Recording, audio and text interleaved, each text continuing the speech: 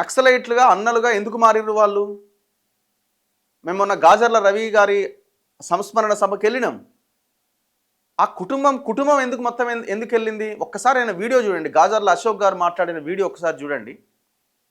చిన్నప్పటి నుంచి వాళ్ళు ఎక్కడ ప్రతి సందర్భంలో అణచివేతకు గురైనారు. ఎక్కడ ప్రశ్నిస్తే అక్కడికి తీసుకుపోయి పోలీస్ స్టేషన్లో తీసుకుపోయి కొట్టిరు వాళ్ళని. హింసకు గురై ఇది కాదు ఇక మనం విప్లవ బాట పట్టాలి అన్న ఆలోచనలో దాదాపు ఒక కుటుంబంలో ఆరుగురు ఉన్నారు. ఆ చిట్యాల మండలంలో దాదాపు 10ల సంఖ్యలో ఉన్నారు. ఇంటికి ఒక మావోయిస్ట్ ఉన్నారు, నక్సలైట్గా తయారయ్యారు.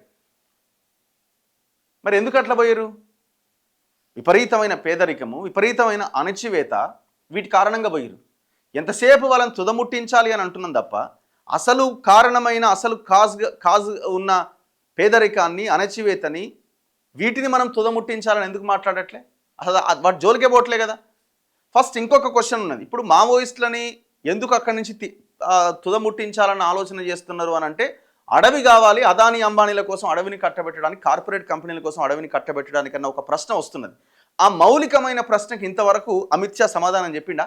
లేదు, ఎవరిని కట్టబెట్టేది లేదు, ఇది జాతి సంపద, ఇది ఆదివాసీల సంపద, అడవిని నమ్ముకున్న ఆదివాసీలదే అడవి అని ఒక్క స్టేట్మెంట్ ఎక్కడ ఇచ్చిండా?